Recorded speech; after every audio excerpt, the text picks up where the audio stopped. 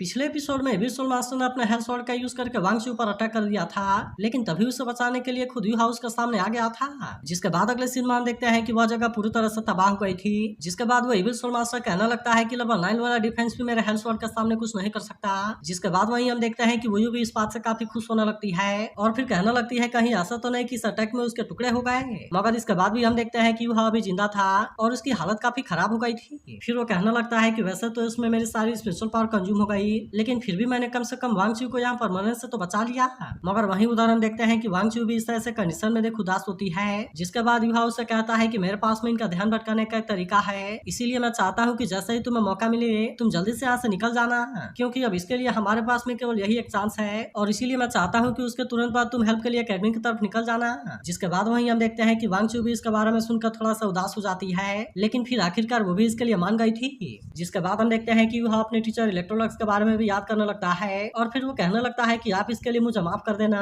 क्योंकि हो सकता है कि मैं अब आपको निराश कर दूं। इसके बाद हम देखते हैं कि वो फिर से इनका सामना करने के लिए रेडी हो गया था, जहां वो टियानमेंग और बिंग से भी कहने लगता है कि तुम इसके लिए मुझे माफ कर देना, क्योंकि हो सकता है कि मैं तुम्हें यहाँ से लेकर नहीं जा सकूं। अब इसीलिए वो इनसे कहने लगता है कि फिर भी तुम इसके बारे में कोई चिंता ना करना, क्योंकि मैं जाने से पहले तुम्हें वांग चू को ट्रांसफर कर दूंगा, जिसके बाद से तुम उसे फॉलो करना और मैं इतने सालों तक साथ देने के लिए तुम्हें थैंक यू कहता हूँ। मगर तभी हम देखते हैं कि इसके बारे में सुनकर वे भी इस बात से परेशान हो जाते हैं और फिर उसे कहने लगते हैं कि युवा तुम ये क्या कर रहे हो, और इसी के साथ हम देखते हैं कि वो इसे रोकने के लिए भी कोशिश करते हैं। मगर इसके बाद भी हम देखते हैं कि युवा को इसके बारे में कोई चिंता नहीं होती और वो अपने स्पिरिचुअल सी को बर्न करना शुरू कर देता है। जिसके बाद हम देखते हैं कि वे भी इस बात से काफी हैरान हो जाते हैं और कहने लगते हैं कि इसने तो अपने स्पिरिचुअल सी को ही बर्न करना शुरू कर दिया। तब इस पर वो सीनियर कहने लगता है कि यह लड़का तो हेवन और अर्थ की यूनिटी के स्टेट में पहुंच गया है, लेकिन वही अब हम देखते हैं कि वह इसमें कोई देर नहीं करता, इसीलिए उसने अपने पावर का यूज करना शुरू कर दिया था और अब इस तरह से वो इनके ऊपर अटैक करना शुरू कर देता है। जिसके बाद वहीं हम देखते हैं कि वे भी इस बात से काफी परेशान हो गए थे और कहने लगता है कि क्या एक क्रेजी हो गया है, क्योंकि अगर मेंटल पावर एक बार पूरी तरह से इग्नाइट हो गया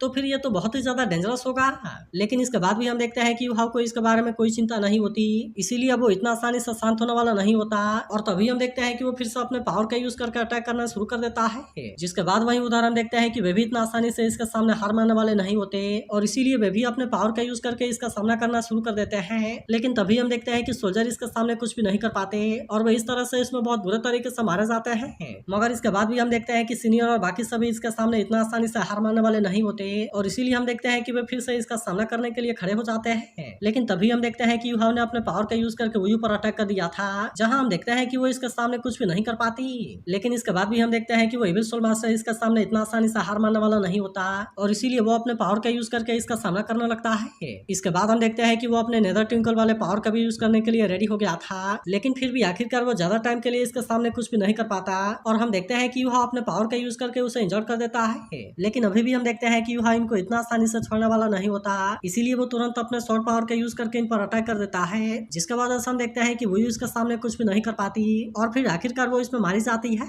लेकिन वहीं हम देखते हैं कि सीनियर ने एविल सोल मास्टर ने अपने आप को बचा लिया था, जिसके वजह से उनको कुछ भी नहीं होता। लेकिन तभी इसी बीच हम देखते हैं कि सियाओटा को भी इसके बारे में फील होने लगता है और फिर वो कहने लगती है कि क्या सच में युवा खतरे में है। अब इसीलिए हम देखते हैं कि उसे इसके बारे में काफी चिंता होने लगती है और कहती है कि तुम अपना ख्याल रखना। लेकिन वहीं हम देखते हैं कि युवा फिर से अपने पावर का यूज करने के लिए रेडी हो गया था, जहां वो वांग को याद करते हुए कहने लगता है कि अगर मैं किसी दूसरी दुनिया में भी चला गया तो क्या हुआ, लेकिन फिर भी मैं हमेशा तुम्हें मिस करूंगा। इसके बाद हम देखते हैं कि युवा अपने पावर का यूज करने के लिए रेडी हो गया था, जिसके बाद हम देखते हैं कि सभी इस बात से काफी डर जाते हैं और किसी को भी कुछ समझ में नहीं आता कि अब इनके साथ में क्या होगा। लेकिन वही उदाहरण देखते हैं कि वांग चू को भी इसके बारे में चिंता होने लगती है, क्योंकि वो भी नहीं चाहते कि इससे कुछ भी हो। लेकिन इसके बाद भी हम देखते हैं कि युवा को अपने बारे में कोई चिंता नहीं होती और अब इसीलिए हम देखते हैं कि वो अपने पाम वाले पावर का यूज करके इनके ऊपर अटैक कर देता है। जिसके बाद हम देखते हैं कि सीनियर और एविल सोल मास्टर तुरंत अपनी जान बचाने के लिए वहां से भाग जाते हैं। लेकिन इसके बाद भी हम देखते हैं कि वे इसके सामने ज्यादा कुछ नहीं कर पाए थे और आखिरकार वे इसके स्ट्राइक के चपेटे में आ जाते हैं। फिर वे कहने लगते हैं कि युवा ने जैसे ही अपने पाम पावर का यूज करके अटैक किया, तब इसके वजह से उसकी स्पिरिचुअल सी बर्न आउट हो गई और अब इसीलिए वो अपने मरने के कगार पर है। जिसके बाद वहीं हम देखते हैं कि खुद एविल किंग भी इस बात से हैरान हो जाता है और कहने लगता है कि ना ही केवल सन सिटी, जो कि सन मून एम्पायर के द्वारा हेवली गार्डेड है, इसके अलावा यहाँ पर तो पूरा सोल गैदरिंग मेंटर ग्रुप था, लेकिन इसके बाद भी वे यहाँ से निकल गए और अब इसीलिए वो परेशान होता है कि आखिरकार ऐसा किया किसने। वहीं दूसरी तरफ हम देखते हैं कि युवा सबको लेकर यहाँ से निकल गया था, लेकिन अब धीरे धीरे उसकी विटैलिटी भी खत्म हो रही थी। जिसके बाद वहीं चियू कहने लगती है कि अगर कैप्टन वहाँ नहीं होते तो फिर हम वहाँ से बाहर नहीं आ पाए होते। तभी इसी बीच हम देखते हैं कि वांग चियू युवा के बारे में सोचकर परेशान होने लगती है और फिर उससे कहती है कि तुम्हारी विटेलिटी तो काफी तेजी से खत्म हो रही है। जिसके बाद वहीं हम देखते हैं कि चियू भी इस बात से काफी उदास हो जाती है और कहने लगती है कि यह सब केवल मेरे वजह से हुआ। लेकिन तभी इसी बीच हम देखते हैं कि युहा का स्पिरिचुअल सी कोलैप्स होने लगा था, जिसके वजह से बिंग और बाकी सभी इस बात से काफी परेशान होने लगते हैं। वहीं हम देखते हैं कि स्नो गर्ल उसकी हेल्प करने के लिए बाहर जाना चाहती थी, लेकिन बिंग उसे यहाँ से बाहर नहीं जाने देती और फिर उससे कहती है कि तुम ऐसे सिचुएशन में बाहर नहीं जा सकती। वहीं दूसरी तरफ हम देखते हैं कि युहा भी इसके बारे में समझ गया था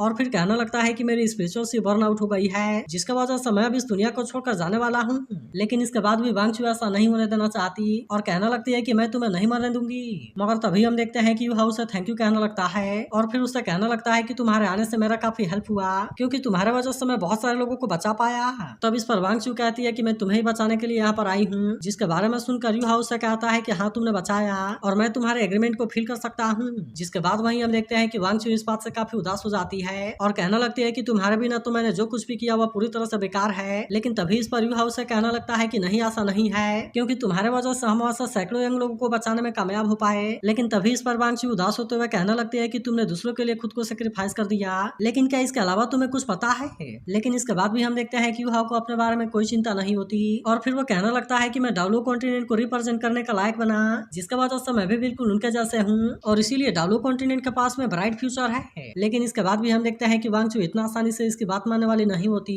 और फिर वो इससे कहने लगती है कि नहीं ऐसा नहीं है, क्योंकि तुम ही डाब्लो कॉन्टिनेंट के फ्यूचर हो। मगर इसके बाद भी हम देखते हैं कि युहा को इस बात से कोई मतलब नहीं होता और फिर वो इससे कहने लगता है कि मैं अपने स्पिरिचुअल सी को तुम्हें देने वाला हूँ, जिसके बाद से हमेशा ही तुम्हें फॉलो करेंगे। लेकिन बड़े अफसोस की बात है कि मैं इस जर्नी को नहीं देख सकता। और तभी अचानक से हम देखते हैं कि वो वहाँ से नीचे गिरने लगता है। लेकिन इसके बाद भी हम देखते हैं कि उसे केवल वांग के बारे में चिंता होती है और फिर वो कहने लगता है कि मैं सच में फाइट करना चाहता हूँ, इसके अलावा मैं तो उसे देखने के लिए भी जाना चाहता हूँ, जिसके बारे में मैंने प्लानिंग भी कर लिया था और इसीलिए इस मिशन के कंप्लीट होने के बाद मैं उसे देखने के लिए जाना चाहता था। इसके बाद वो कहने लगता है लेकिन बड़े अफसोस की बात है कि मैं उसे देखने के लिए नहीं जा सकता। इसीलिए वो वांगचू उसे कहने लगता है कि अगर तुम्हें टाइम मिले तो फिर तुम उसे देखने के लिए चले जाना और अगर वो होश में आ जाए तो तुम उसे बता देना कि तुम उसकी सिस्टर हो। वहीं दूसरी तरफ हम देखते हैं कि बेहोश पड़े वांग की आंखों से भी आंसू गिरने लगते हैं, जिसके बाद युहा से कहता है तुम उसे बता देना कि यह केवल एक सपना था और मुझे भूल जाने में तुम उसकी हेल्प करना। मगर इसके बाद भी हम देखते हैं कि वांगचू इसे इतना आसानी से मरने देने वाली नहीं होती और फिर वो इसे कहने लगती है कि क्या तुम्हें मेरे बारे में याद है, क्योंकि आज से 3 साल पहले मैं केवल तुम्हारे वजह से इस दुनिया में आ पाई थी, क्योंकि जब तुमने मेरे डेस्टिनी आई को ब्रांडेड किया हमारा किस्मत एक दूसरे से जुड़ गया, क्योंकि उसके बाद से तुमने मेरे मेमोरी को इम्प्रिंट कर लिया और इसीलिए मेरे में भी तुम्हारी मेमोरी इम्प्रिंट हो गई। अब इसीलिए वो इसे कहने लगती है कि मैं तुम्हारे मेमोरी में हूँ, जहाँ पर मैंने दुनिया में हर तरह के लोगों को देखा, इसीलिए दुनिया की ब्यूटी को देखकर मैंने देखा कि तुम मेरे हार्ट में छुपे हुए हो, जो कि असल में सबसे इंटेंस इमोशन है जिसे कि तुम असल में लव के नाम से जानते हो। इसके बाद वो इसे बताने लगती है कि मैंने अपने लाइफ के टाइम का यूज किया और फिर इस तरह से मैं एडल्ट बनने का अपॉर्चुनिटी को ले पाई। इसके बाद वो इसे बताने लगती है कि मैं तुम्हारे मेमोरी में लाइट गॉडेस बन गई और फिर इस तरह से मैंने इंसान के रूप में तुम्हें अप्रोच किया, लेकिन असल में जब तुमने आइस एंड फायर के स्प्रिंग से ड्रिंक किया तो फिर मैंने अपने हार्ट ब्लड का यूज करके लॉन्गिंग टू अनचेन हूं को लिया था, जिसके बाद मुझे पहली बार अपने हार्ट में दर्द फील हुआ, जो कि सच में बहुत ही ज्यादा हर्ट करता है। फिर वो आगे कहने लगती है उसी समय मुझे समझ आया कि आखिरकार लव क्या है, क्योंकि तुम बिना किसी रिग्रेट के वांग के लिए खुद को सेक्रीफाइस करने के लिए रेडी हो गए, जब तक कि वांग खुद तुम्हारे लिए मर नहीं गई। तब उसके बाद इसे रियलाइज हुआ कि इसके लिए उसका प्यार सबसे ज्यादा डीप है और इसी के साथ साथ बहुत प्योर भी। इसके बाद वो इसे कहने लगती है कि उसी समय मैंने छोड़कर जाने का डिसाइड कर लिया था, लेकिन जब मैंने देखा कि तुम बहुत सारे लोगों के लिए इतना सब कुछ कर रहे हो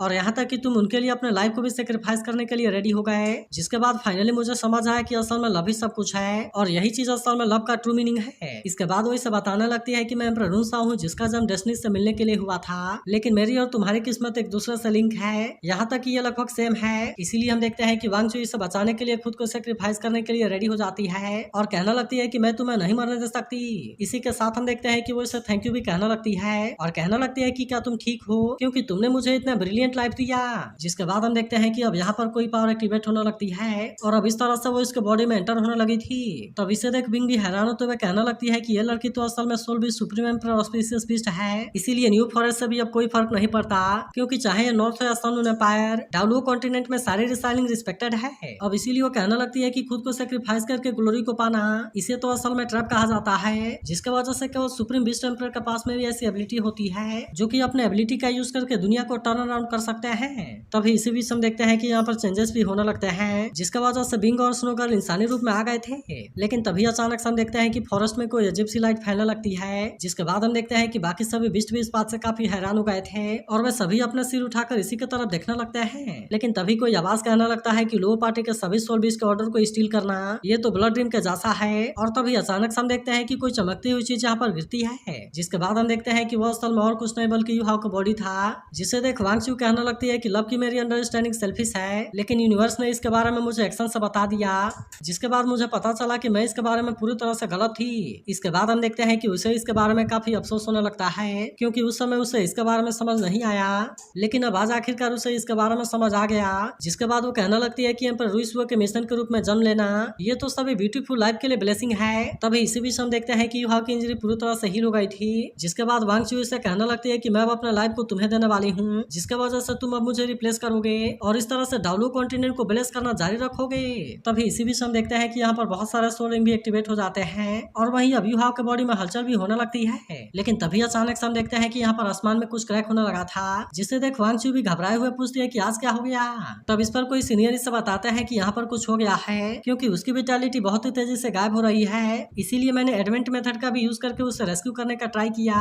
लेकिन फिर भी असल में इसका कोई फायदा नहीं हुआ। जिसके बाद कोई लेडी कहने लगती है कि पूरे जिंडुओ फॉरेस्ट के लिए 3 आइज तुम असल में बहुत ही इंपॉर्टेंट हो, और अब इसीलिए वो इनसे पूछने लगती है कि क्या आप एडवेंट पावर का यूज करके मुझे उसके पास में भेज सकते हैं। तब इस पर वो सीनियर उसे कहते हैं कि इसमें काफी देरी हो गया। जिसके बाद हम देखते हैं कि इसके बारे में सुनकर वो भी इस बात से काफी परेशान हो जाती है और फिर कहती है कि आपके कहने का मतलब है कि स्वॉर्ड, लेकिन इसके बाद भी हम देखते हैं कि उसे इस पर यकीन नहीं होता और फिर वो कहती है कि वो सबसे पहले ह्यूमन पर अटैक क्यों करना चाहेगा। जिसके बाद वहीं दूसरी तरफ हम देखते हैं कि फॉरेस्ट में काफी हलचल होने लगा था और सभी सोल भी इधर उधर भागने लगे थे, लेकिन तभी अचानक से हम देखते हैं कि यहाँ पर कोई आवाज गूंजने लगती है और फिर वो कहने लगता है कि डीमन किंग और रेड किंग आर्मी रेडी है, और क्या तुम सच में ऐसा चाहते हो। तो अगर एक्सप्लेनेशन अच्छी लगी हो तो इस वीडियो को लाइक और इस पर एक कमेंट जरूर कर देना, और अगर आप इसके अगले एपिसोड के लिए एक्साइटेड हो तो इसके बारे में भी जरूर बताना।